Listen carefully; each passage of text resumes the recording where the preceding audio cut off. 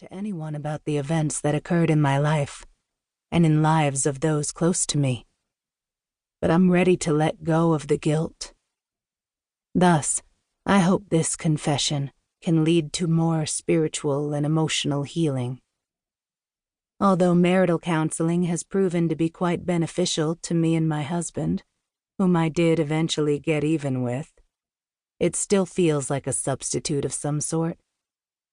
He has no idea that I put this story out in the universe by giving insight to an author who could get this into print. Who I am is irrelevant. It's the message that counts. Names have been changed, and some locations have not been mentioned. You dig? If he ever finds it, he'll just have to live with it. After all, this all started because of something wrong he did. And I get to do things my way now. Yep, I run shit. Nice twist, considering the shoe was on the other foot a while back. I started to abandon this project after my sister never came back home.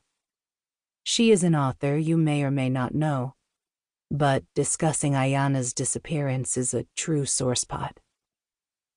I guess telling this story without her was just how it was supposed to be. Why, I don't know. I made it a point to attend Andrea's book signings after I first heard about her on the radio. I told her I had a story to tell.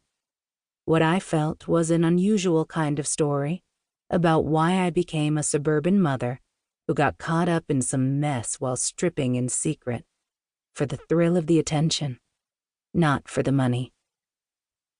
I know she probably hears that "I've got a hell of a story to tell you" line all of the time, but she listened anyway. We grabbed a cup of coffee, and I told her a little about what I'd done and why.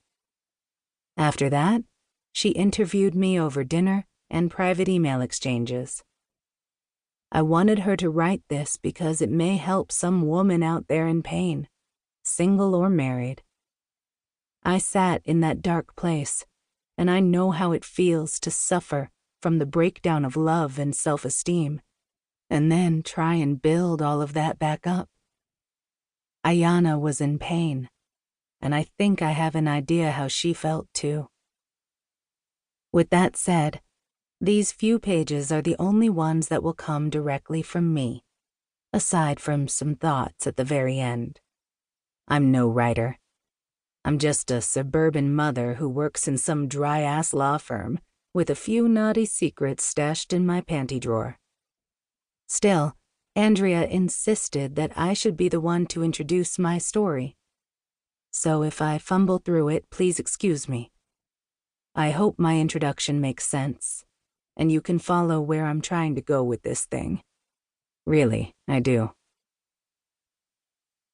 How does a woman feel when she finds out that she's not the only one? When she's been committed to a man, mind, body, and soul, for 15 long years. When a woman wears a ring that a man slid on her finger after exchanging vows, and she has the displeasure of finding out that she's been played. It feels like the world has stopped turning.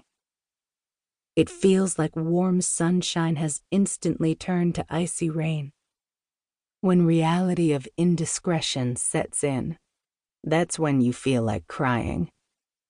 When you're tired of feeling sorry for yourself through the tears, then you feel like sighing as your stomach twists in hundreds of knots, double looping while cutting off your ability to digest the sour taste.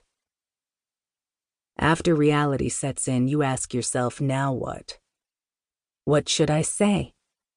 If he appears to be sorry, should we start over again? What should I do?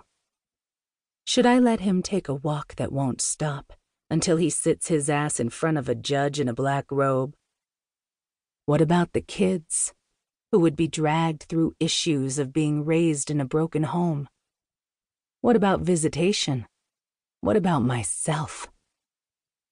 Then you start blaming yourself, flipping the script. That's the mind game we women play on ourselves, asking ourselves a whole string of